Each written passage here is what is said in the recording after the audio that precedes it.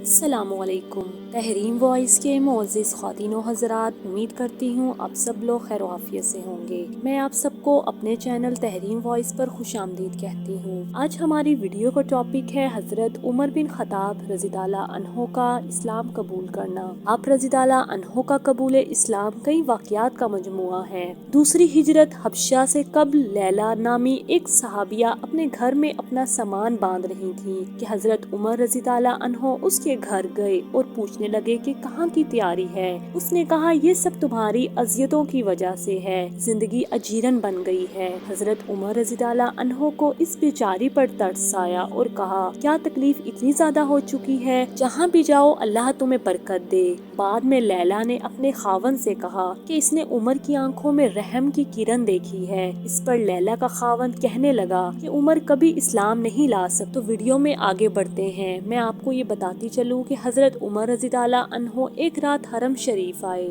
تو رسول اکرم صلی اللہ علیہ وآلہ وسلم کو سورۃ الحاقہ کی تلاوت کرتے ہوئے سنا۔ وہ کعبہ کے غلاف میں چھپ گئے اور سرکتے سرکتے بالکل رسول اکرم صلی اللہ علیہ وآلہ وسلم کے پاس پہنچ گئے۔ رسول اکرم صلی اللہ علیہ وآلہ وسلم کی تلاوت سے متاثر ہو کر دل ہی دل میں کہنے لگے یہ کسی شاعر کا کلام ہے۔ اس پر رسول صلی اللہ علیہ وآلہ وسلم نے الحاقہ کی 41 اور 69 کی تلاوت کی۔ وما ہوا بقول شاعر قلیلا ما تؤمنون، یہ کسی شاعر کا کلام نہیں، افسوس تم بہت کم ایمان لاتے ہو۔ اسی طرح ہمیں ایک اور واقعہ ملتا ہے کہ حضرت عمر رضی اللہ عنہ ایک بار رسول اکرم صلی اللہ علیہ وآلہ وسلم سے دشمنی کے جوش میں آ کر تلوار لے کر گھر سے نکلے تاکہ نعوذ باللہ رسول اکرم صلی اللہ علیہ وآلہ وسلم کا کام تمام کر دیں۔ راستے میں حضرت نعیم بن عبداللہ رضی اللہ عنہ سے ملاقات ہوئی جو کہ اپنا اسلام چھپائے ہوئے تھے۔ حضرت نعیم نے پوچھا کہاں کی ٹھانی ہے؟ حضرت عمر بولے نعوذ باللہ رسول اکرم صلی اللہ علیہ وآلہ وسلم کا کام تمام کرنے جا رہا ہوں۔ حضرت نعیم نے کہا پہلے اپنے گھر کو تو سنبھال لو، تمہاری بہن اور بہنوئی اسلام قبول کر چکے ہیں۔ تو یہ سن کر حضرت عمر رضی اللہ عنہ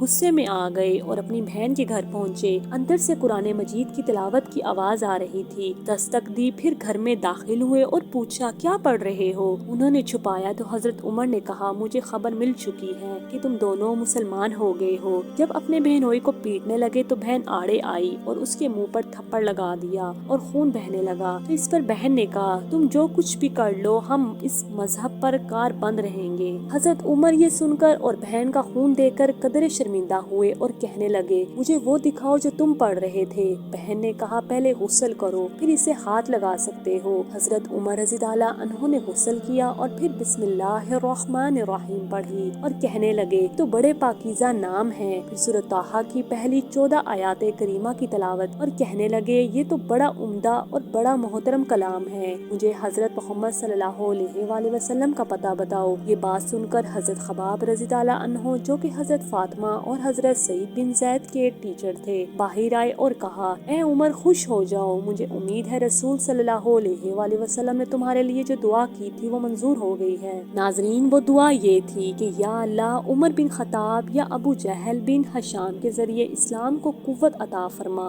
تو ناظرین پس دل کے اندر نیکی کا بیج بونا اللہ تعالیٰ کی بہت بڑی نعمت اور رحمت ہے۔ تو دعا ہے کہ اللہ تعالیٰ ہمیں بھی دین پر ثابت قدمی عطا فرمائے۔ تو کمنٹ کر کے آمین ضرور لکھیں۔